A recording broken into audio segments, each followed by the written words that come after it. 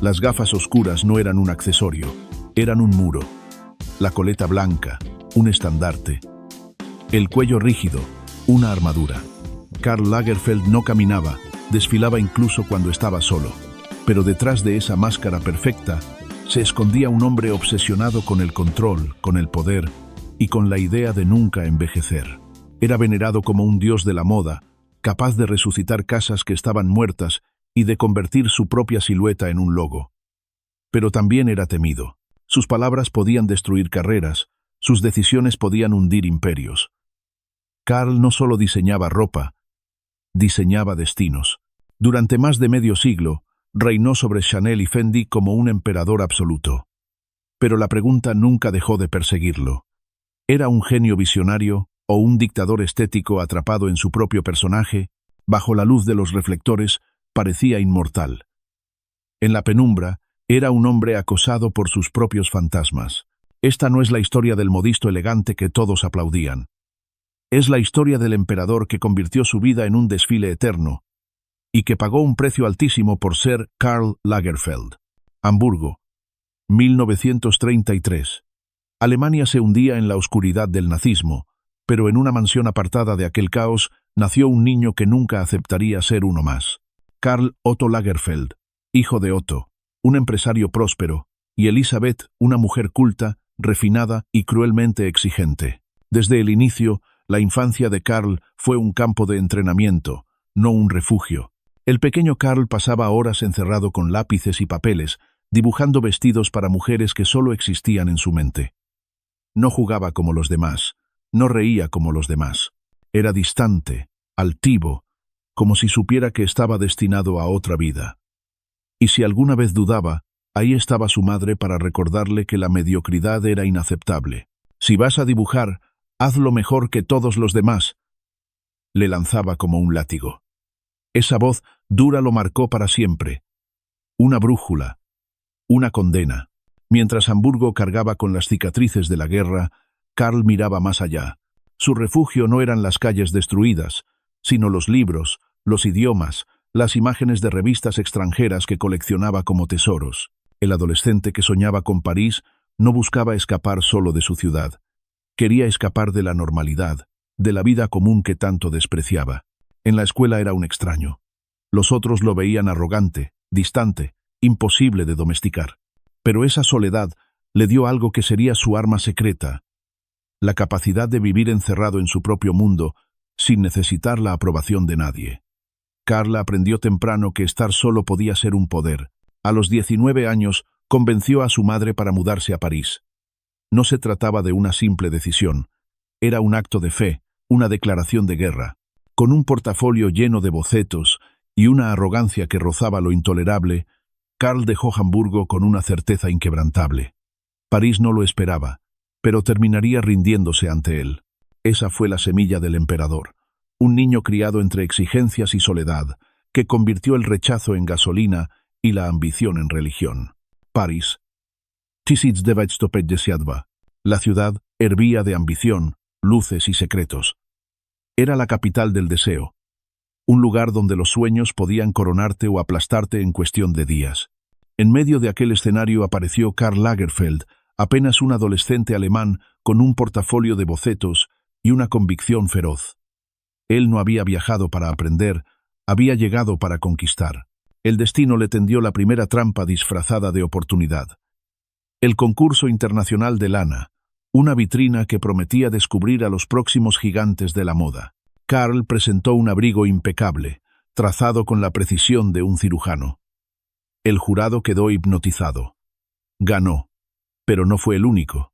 En la misma competencia brilló un joven de mirada suave, Yves Saint Laurent, que presentó un vestido y se llevó los aplausos de la otra categoría. Dos nombres, dos caminos, una rivalidad escrita desde el primer día. Mientras Saint Laurent sería elevado como niño prodigio, Karl quedaría marcado como el intruso alemán, frío, calculador, dispuesto a todo. Su victoria lo llevó a Balmain, donde aprendió la disciplina del oficio. Pero Karl nunca fue un discípulo humilde. Observaba, absorbía y en silencio planeaba cómo superar a sus maestros. Pronto pasó a Jean Patou, donde, con apenas 21 años, fue nombrado director creativo. El cargo era descomunal, y sus colecciones atrevidas, rebeldes, demasiado adelantadas, recibieron críticas despiadadas. Lo llamaron insolente, arrogante. Karl no se quebró.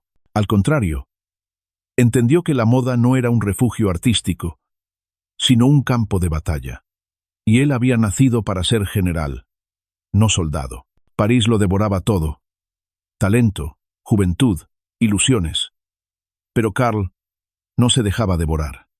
Caminaba por la ciudad como un extraño, siempre impecable, siempre distante. No buscaba amigos, buscaba poder. Mientras Saint Laurent subía como un cometa hacia Dior, Karl elegía otro camino. Lento, estratégico, silencioso. No quería ser el más amado. Quería ser el más indispensable. Con cada boceto, con cada fracaso convertido en aprendizaje, se afilaba como una navaja. París empezaba a entender que aquel joven alemán no era un pasajero. Era un conquistador en espera, un emperador en construcción.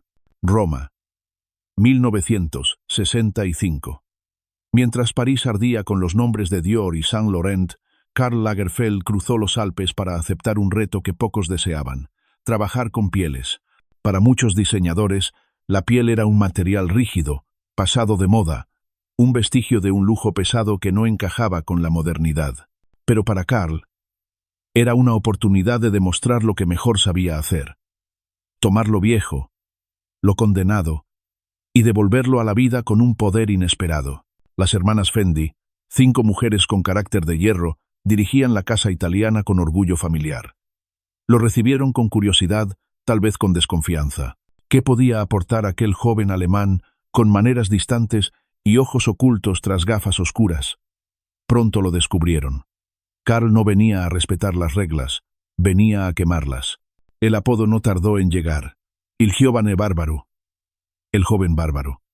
No porque fuera torpe, sino porque arrasaba con todo lo establecido. Transformó la piel, que hasta entonces era pesada y solemne, en algo ligero, flexible, juguetón. La tiñó de colores imposibles, la cortó, la combinó con telas inesperadas, convirtió un símbolo de rigidez en un lenguaje de libertad. La piel dejó de ser un abrigo para aristócratas y se volvió un campo de experimentación. Fue también en Fendi donde Karl selló una de sus genialidades más duraderas: el logo FF, que no significaba Fendi Fendi, como muchos creían, sino Fum Fur, 2 letras que resumían su filosofía. La moda debía divertirse, debía reírse de sí misma, debía sorprender. Ese emblema no solo transformó la marca, sino que demostró que Karl no diseñaba colecciones. Diseñaba símbolos que podían sobrevivir al tiempo. Su relación con las hermanas Fendi fue una danza de respeto y poder. Ellas lo admiraban por su energía inagotable. Él las valoraba por darle libertad absoluta. Podía entregar decenas de bocetos en una noche, como si su mente fuera un volcán en erupción constante. Y lo que más la sorprendía, nunca se repetía. Cada colección parecía abrir una puerta desconocida, un universo nuevo. Mientras otros diseñadores se consumían con la presión de una sola casa, Karl jugaba un doble papel. En París, era el freelance inquieto que saltaba de un encargo a otro. En Roma, era el alquimista que transformaba la piel en oro. Su lealtad a Fendi duró más de medio siglo, incluso cuando Chanel lo convirtió en emperador absoluto. Esa constancia revelaba algo clave. Karl no entendía la moda como contratos, sino como imperios a los que él daba forma y luego gobernaba. El ascenso en Fendi probó que su método funcionaba: destruir para reconstruir, provocar para seducir. No buscaba complacer al público, buscaba sorprenderlo hasta la incomodidad. Y esa irreverencia fue lo que convirtió a Fendi en una de las casas más influyentes de Italia, y a Karl en un estratega que nadie podía ignorar. Roma lo consagró como un bárbaro brillante, un conquistador disfrazado de diseñador. Y si en Fendi había demostrado que podía reinventar una casa sin matarla, el mundo aún no sabía que pronto se atrevería con algo mucho más radical: devolver la vida a un gigante muerto. Chanel lo esperaba. Y con Chanel, la verdadera coronación de Karl Lagerfeld. París, principios de los años 80. La Maison Chanel, que alguna vez había sido sinónimo de lujo eterno, estaba agonizando. Tras la muerte de Coco Chanel, en 1971, la casa había perdido rumbo, convertida en un fantasma del pasado. Sus colecciones eran vistas como anticuadas, su clientela envejecida, su prestigio en declive. Chanel ya no era el emblema de la modernidad. Era un recuerdo polvoriento atrapado en el mito de una mujer muerta. Los críticos la llamaban un museo de Tweed. En el despiadado mundo de la moda, aquello era una sentencia de muerte. En 1983, la familia Wertheimer, propietaria de la marca, tomó una decisión que parecía desesperada: llamar a Karl Lagerfeld para resucitarla. Era un riesgo enorme. ¿Cómo podía un diseñador alemán, irreverente, conocido por desafiar tradiciones, atreverse a tocar el legado sagrado de Coco Chanel? Pero Karl no lo dudó. Vio lo que nadie más veía. Chanel no estaba muerta. Estaba dormida. Solo hacía falta alguien con la frialdad suficiente para romper el ataúd y revivirla con fuerza. Desde el primer día, Karl entendió que la clave no era imitar a Coco, sino reescribirla. En lugar de rendirse al mito, decidió enfrentarlo. Coco estaría furiosa conmigo, y eso me encanta, llegó a decir. Tomó los elementos icónicos de la casa, la chaqueta de tweed, las perlas, la camelia, el negro y el blanco, y los desarmó para reconstruirlos con un descaro total. Hizo faldas más cortas, chaquetas más entalladas, escotes más atrevidos. Mezcló lo clásico con lo provocador, lo burgués con lo callejero. Chanel volvió a ser deseable, pero ahora para una nueva generación. El impacto fue inmediato. Lo que hasta ayer era ropa de abuela se convirtió en símbolo de poder y sensualidad. Las celebridades, las modelos, las mujeres jóvenes que buscaban elegancia moderna, todas querían vestir Chanel. En un abrir y cerrar de ojos, Karl había hecho lo imposible: resucitar a un gigante muerto. Pero no fue solo un cambio estético. Karl reinventó el concepto de marca de lujo. Convirtió cada desfile en un espectáculo teatral. Estaciones de tren, playas artificiales, un cohete en el Gran Palais. Chanel dejó de ser solo ropa. Se transformó en un universo. No se compraba un vestido, se compraba pertenecer a un mundo. La crítica lo aplaudía y lo temía al mismo tiempo. Había tomado una herencia intocable y la había usado como arma. Chanel ya no era la sombra de Coco, era el imperio de Karl. Mientras otros diseñadores vivían bajo el peso de sus casas, él convirtió a Chanel en el espejo de su propia personalidad.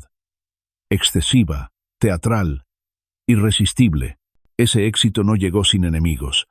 Muchos lo acusaban de vulgarizar la elegancia de Coco, de traicionar su sobriedad. Pero Karl respondía con desdén: lo peor que puede pasar en la moda es aburrir. Y aburrir era algo que Chanel nunca volvió a hacer. La resurrección de Chanel fue también la coronación de Karl como el emperador de la moda. Mientras Versace dominaba la provocación italiana y Armani imponía la sobriedad del traje, Karl creó un reino que no pertenecía a ninguna época. Chanel bajo su mando era intemporal y, al mismo tiempo, escandalosamente contemporánea. Con cada colección, con cada espectáculo, Karl no solo diseñaba ropa, escribía capítulos de una historia que parecía infinita. Chanel ya no pertenecía al pasado, pertenecía al futuro, y el hombre detrás de esa resurrección sabía muy bien lo que había logrado. Coco Chanel creó una leyenda. Yo la hice eterna. Chanel, que había estado al borde del cementerio, se convirtió en la casa más poderosa del mundo. Y Karl Lagerfeld, el forastero alemán, se transformó en su dios absoluto. Para muchos, Karl Lagerfeld no era un diseñador. Era un personaje, un mito andante. Convirtió su propia figura en un logotipo tan reconocible como las 2C entrelazadas de Chanel.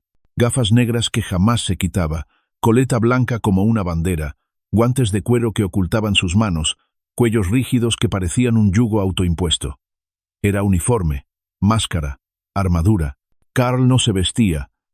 Karl se disfrazaba de Karl. Este personaje no surgió de la nada. Fue una construcción meticulosa, igual que sus colecciones. En los años 70, su aspecto era más cambiante, incluso vulnerable. Pero hacia finales de los 90, cuando comprendió el poder de la imagen en la era mediática, decidió transformarse en un icono viviente. No quería que lo recordaran como un hombre común con arrugas y cansancio. Quería ser una silueta eterna, reconocible desde cualquier ángulo, inmortal en las fotografías. Detrás de esa máscara había una obsesión: el miedo al paso del tiempo. Karl detestaba la idea de envejecer. En 2001, sometió su cuerpo a una dieta radical, perdiendo más de 40 kilos en poco más de un año. Su explicación fue tan brutal como su disciplina: quería vestirme con la moda de Hedi Slimane, y para eso necesitaba otro cuerpo. No hablaba de salud, hablaba de estética. Para él, el cuerpo era solo un maniquí que debía ajustarse a la visión del diseñador. Ni siquiera el suyo estaba a salvo. El personaje Karl también era un arma de poder. En una industria devoradora, donde cada temporada podía enterrar una carrera, él se convirtió en alguien que nunca mostraba debilidad. Nadie lo vio envejecer, nadie lo vio enfermo. Siempre impecable, siempre con la misma silueta. Así, mientras otros diseñadores desaparecían entre fracasos y escándalos, Karl permanecía inmóvil, como una estatua viviente que dominaba cada sala. Pero esa máscara también tenía un precio. Lo aislaba. Sus amigos íntimos eran pocos, sus relaciones sentimentales, casi invisibles. Prefería el refugio de su biblioteca, de sus gatos, de sus dibujos. El hombre detrás del personaje rara vez se dejaba ver. Y cuando hablaba, lo hacía como Karl Lagerfeld, la marca, no como Karl, la persona. Sus frases se volvieron titulares. La moda es efímera. El estilo es eterno. El chándal es un signo de derrota. Soy una caricatura de mí mismo, y me encanta. Detrás de cada sentencia había ironía, arrogancia y, sobre todo, un instinto: alimentar al personaje, mantenerlo vivo. Con el tiempo, la gente dejó de preguntarse quién era Karl Lagerfeld. Ya no importaba. El hombre había desaparecido bajo el personaje, y eso, en parte, era lo que él había planeado: no ser recordado como un simple diseñador, sino como un mito cultural. Igual que Coco Chanel había sido mucho más que una modista, Karl se convirtió en mucho más que un creador de moda. Era un símbolo. El personaje Karl fue su mayor creación, su obra maestra silenciosa. Lo protegió, lo proyectó y lo convirtió en eterno. Pero también lo encerró en una cárcel hecha de gafas negras y cuellos rígidos. Porque cuando la máscara se vuelve demasiado perfecta, ya no se puede quitar sin destruir todo lo que sostiene. El emperador tenía un filo afilado como una navaja. Si Karl Lagerfeld construyó un personaje indestructible, también levantó un muro de controversias, frases incendiarias y un estilo de liderazgo que muchos calificaban de tiránico. Porque detrás de las gafas oscuras no solo había un visionario, también habitaba un hombre capaz de herir con una sola palabra. Karl nunca tuvo miedo de hablar, y menos aún de ofender. Despreciaba lo políticamente correcto. Su lengua era tan rápida como sus lápices, y en entrevistas dejó un rastro de declaraciones que dividieron al mundo. Criticó cuerpos, criticó edades, criticó religiones, criticó movimientos sociales. Decía que las modelos debían ser delgadas, porque la moda trata de sueños, no de realidad. Llamó fea a cantantes, aburridas a actrices, demasiado gordas a mujeres que no encajaban en su canon. Para él, la crueldad no era crueldad. Era honestidad brutal, pero en un mundo cada vez más consciente de la diversidad. Sus palabras lo convirtieron en un villano perfecto. Ese lado oscuro también se manifestaba en su manera de dirigir. En Chanel y Fendi, era un monarca absoluto. Sus equipos trabajaban bajo presión extrema, con plazos imposibles, porque Karl exigía resultados inmediatos. No aceptaba excusas, no toleraba debilidad. Los que sobrevivían bajo su mando lo recordaban con una mezcla de admiración y miedo. Era capaz de inspirar con un boceto brillante, pero también de humillar con un comentario ácido que podía destruir carreras. La contradicción era brutal. El hombre que creaba belleza vivía rodeado de tensión. Su estudio era un templo donde solo había lugar para la excelencia. Y aunque muchos lo llamaban déspota, nadie podía negar que esa tiranía producía resultados. Chanel se convirtió en la casa más poderosa del mundo, no solo gracias a su genio, sino también a su mano de hierro. Karl también cultivaba enemigos fuera de la moda. Atacó a diseñadores rivales, a intelectuales, a políticos. Sus frases contra Yves Saint Laurent, su viejo rival, eran veneno destilado. Hablaba con desprecio de quienes consideraba mediocres, y rara vez se retractaba. Esa arrogancia lo convirtió en un personaje odiado por muchos, pero también en alguien imposible de ignorar. La obsesión con la juventud fue otra de sus sombras. Despreciaba la vejez, incluso en sí mismo. Decía que el envejecimiento era una enfermedad, que había que combatirla con disciplina feroz.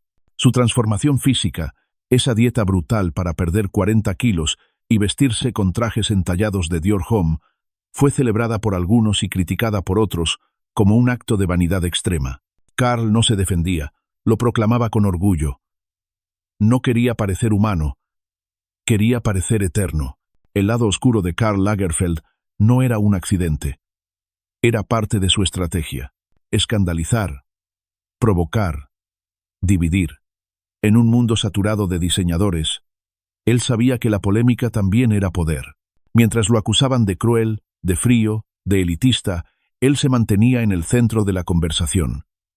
Y para Karl, estar en silencio era mucho peor que estar en la mira. Aún así, ese filo tenía un precio. Muchos lo veían como un genio, pero pocos lo conocían como hombre. La máscara del emperador lo protegía, pero también lo aislaba. El público veía al dictador de la moda, pero detrás quedaba un hombre que tal vez había olvidado cómo ser simplemente Karl.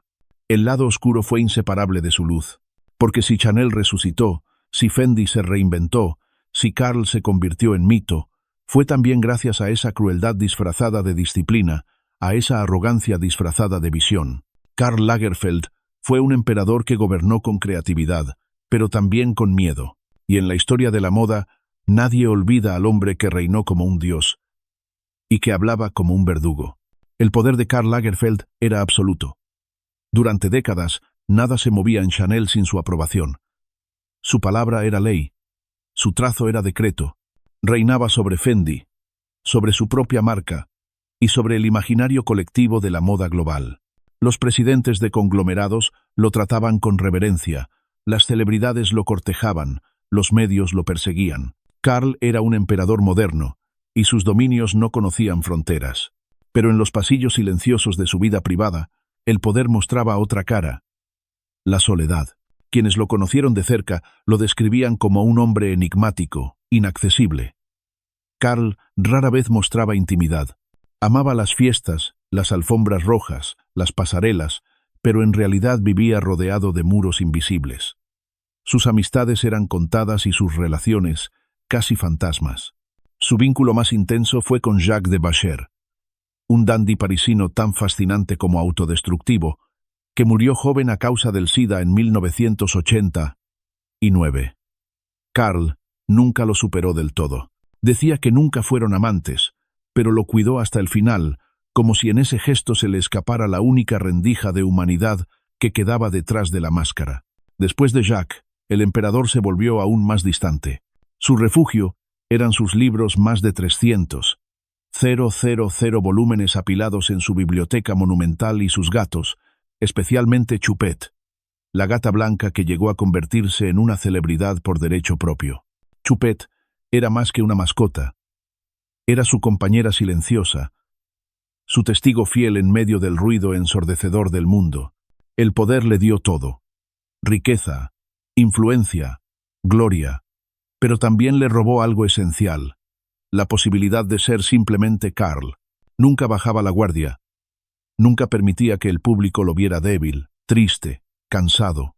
Su personaje era perfecto, y esa perfección lo mantenía en una cárcel invisible. Cuando se cerraban las puertas del Grand Palais, tras un desfile triunfal, lo esperaba un silencio que ni los aplausos más estruendosos podían llenar. Había algo trágico en esa dualidad. En público era un dios intocable. En privado, un hombre solitario que encontraba compañía en los objetos, en la rutina, en la disciplina. Su vida era un desfile sin fin, pero en la penumbra, el emperador cenaba solo. Esa soledad no lo debilitaba, la convertía en combustible. Karl transformaba el vacío en productividad, la ausencia en creación. Dibujaba sin parar, llenaba cuadernos con ideas, trabajaba como si cada noche fuera la última. La soledad era su condena, pero también su droga, porque en el fondo, Karl Lagerfeld sabía algo que nunca confesó. Los imperios no se construyen con ternura, sino con distancia, y él había elegido ser emperador, aunque el precio fuera vivir como un fantasma rodeado de lujo. Karl Lagerfeld pasó gran parte de su vida resucitando imperios ajenos. Chanel, Fendi, incluso Chloé en sus años de juventud. Pero en silencio también construyó un reino con su propio nombre. La marca Karl Lagerfeld nunca alcanzó la magnitud de Chanel, pero era su espejo más íntimo, el espacio donde podía jugar con su identidad sin pedir permiso. Su silueta se convirtió en un emblema gráfico. La coleta blanca, las gafas oscuras, el perfil rígido. Aparecía en camisetas, bolsos, perfumes, hasta en juguetes de vinilo. Karl había logrado lo que pocos diseñadores sueñan: convertir su propia figura en un logotipo global. Armani era traje, Versace era lujo exuberante, Lagerfeld era él mismo. No necesitaba intermediarios. Se había transformado en marca viviente. Su legado personal, sin embargo, no se limitó a un catálogo de productos. Fue un modo de entender la moda como espectáculo, como narrativa. Enseñó que un desfile podía ser más impactante que una película, que un logo podía ser tan poderoso como una religión. La industria aprendió de él que el diseñador ya no era un artesano escondido en un taller, sino una celebridad que moldeaba cultura. Pero la pregunta que quedará siempre abierta es: ¿su legado pertenece a Karl Lagerfeld o a Chanel? Porque si bien Chanel resucitó gracias a su genio, la casa también lo devoró. Durante más de 3 décadas, su nombre estuvo atado a las dos C entrelazadas. Tanto que algunos lo recuerdan primero como el diseñador de Chanel, antes que como Karl Lagerfeld. El hombre que quería ser inmortal a través de sí mismo terminó siendo inseparable de una marca que no le pertenecía. Su propia firma nunca compitió en grandeza con Chanel ni con Fendi, pero dejó una huella distinta. Mostró la democratización de su estilo. Camisetas asequibles con su caricatura convivían con accesorios de lujo, como si quisiera estar en todos los armarios, no solo en los de la élite. Era la contradicción pura de Karl. Elitista y popular al mismo tiempo, inaccesible y omnipresente. El verdadero legado de Karl no cabe en un logo ni en una colección. Está en la idea de que un diseñador podía ser más grande que las casas que dirigía, que podía elevarse a la categoría de mito cultural. Al igual que Coco Chanel había trascendido el tiempo, Karl se aseguró de convertirse en un símbolo eterno. No solo un creador, sino un personaje que seguirá desfilando en la memoria colectiva mucho después de su muerte. Su silueta, congelada en miles de fotos, funciona como epitafio. El hombre desapareció, pero el personaje sigue vivo, y quizás ese era su plan maestro: no dejar un legado de telas y perfumes, sino de imagen y poder. Chanel puede sobrevivir sin él, Fendi también, pero el mito de Karl Lagerfeld pertenece solo a Karl Lagerfeld. Febrero de 2019. El Gran Palais de París, ese templo que Karl Lagerfeld había transformado en su escenario personal durante décadas, se vistió de blanco. No era la primera vez que Chanel convertía aquel espacio en un espectáculo monumental. Trenes, playas artificiales, incluso un cohete habían surgido de la imaginación desbordante del emperador. Pero aquella mañana, algo era diferente. El silencio pesaba más que el decorado. Karl ya no estaba. Había muerto días antes, a los 85 años, dejando tras de sí un vacío imposible de llenar. Sin embargo, su sombra seguía presente. El último desfile que había preparado, meticulosamente planeado como todos, se convirtió en su epitafio.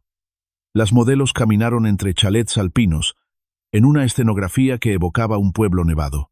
El blanco de la nieve lo cubría todo, como si el escenario mismo estuviera de luto. Cuando sonaron las primeras notas, no hubo gritos de fotógrafos ni murmullos del público.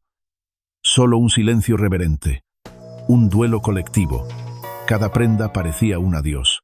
Las chaquetas de tweed, las perlas, las capas. Todo hablaba de Karl, del lenguaje que había inventado y que ahora se desplegaba por última vez bajo su mirada ausente. En la primera fila, actrices, modelos, editores, todos con los ojos humedecidos. Penélope Cruz desfiló con una camelia blanca en la mano, como un tributo silencioso. Muchas de las modelos no pudieron contener las lágrimas. Y cuando la música se detuvo, el Gran Palais entero se levantó en un aplauso que no celebraba una colección, sino una vida entera dedicada a la moda. Era un funeral disfrazado de desfile, o tal vez un desfile disfrazado de funeral. La frontera se desdibujaba, porque Karl había vivido así, en un escenario perpetuo donde no había vida privada ni vida pública, solo espectáculo. Su último acto no fue un retiro discreto, fue un final teatral, exactamente como él lo habría querido. Los tributos no tardaron en multiplicarse. Las redes sociales se inundaron de imágenes en blanco y negro de su silueta icónica. Las casas que dirigió, Fendi y Chanel, lo despidieron con homenajes grandiosos. Los periódicos lo llamaron el Kaiser de la moda, el emperador que había gobernado sin interrupción durante medio siglo. Y sin embargo, entre todas esas palabras, lo que flotaba era un vacío imposible. ¿Qué sería de la moda sin Karl Lagerfeld? Algunos decían que Chanel sobreviviría, que el imperio era demasiado grande para caer. Otros pensaban que nada volvería a ser igual, porque el genio no estaba en la marca, sino en el hombre que había convertido cada colección en un relato. Lo cierto es que aquel último desfile fue más que una colección, fue una despedida global, un recordatorio de que incluso los emperadores son mortales. El Grand Palais, cubierto de nieve artificial, parecía un mausoleo efímero. Y en ese escenario helado, Karl se convirtió definitivamente en mito. No hubo ataúd, no hubo cuerpo, solo su ausencia, su silueta convertida en fantasma eterno, flotando sobre cada prenda, sobre cada lágrima, sobre cada aplauso. Ese día, la moda no perdió a un diseñador, perdió a su emperador. Karl Lagerfeld vivió como un emperador y murió como un mito. No dejó herederos, no dejó un sucesor que pudiera ocupar su trono sin temblar. Su legado no fue solo Chanel, ni Fendi, ni su propia marca. Su legado fue él mismo, esa figura inconfundible que convirtió la moda en un teatro global y a su persona en una caricatura inmortal. Fue genio y tirano, visionario y provocador, amado y odiado. Karl no buscaba agradar, buscaba dominar. Convirtió la disciplina en espectáculo, la arrogancia en estilo, la soledad en combustible, y aunque sus palabras hirieron, aunque su carácter dividió, nadie puede negar que llevó la moda a un lugar del que ya no regresará jamás, al terreno de la mitología. La pregunta que queda es incómoda. ¿Lo recordamos por lo que creó o por el personaje que encarnó? Karl Lagerfeld fue un diseñador que jugaba a ser un mito o un mito que usaba la moda como disfraz. Tal vez ambas cosas. Porque en el fondo, Karl se convirtió en su mejor obra de arte. Un ser humano transformado en símbolo, un hombre convertido en logo. Su historia nos deja una advertencia. El poder absoluto deslumbra, pero también aísla. La inmortalidad es posible, pero tiene un precio. Karl lo pagó con soledad, con críticas, con la imposibilidad de ser simplemente él. Pero al final, logró lo que quería. Nunca será olvidado. Hoy, cada vez que alguien ve una coleta blanca y unas gafas oscuras, no piensa en un hombre, piensa en un mito. Karl Lagerfeld ya no está, pero su sombra sigue caminando por las pasarelas del mundo, como un emperador que nunca abandona su reino. La moda lo tuvo todo en él. El genio y el verdugo, el creador y la caricatura. Y ahora nos toca a nosotros decidir. ¿Qué recordaremos de Karl Lagerfeld, el hombre que nunca quiso ser humano, sino eterno?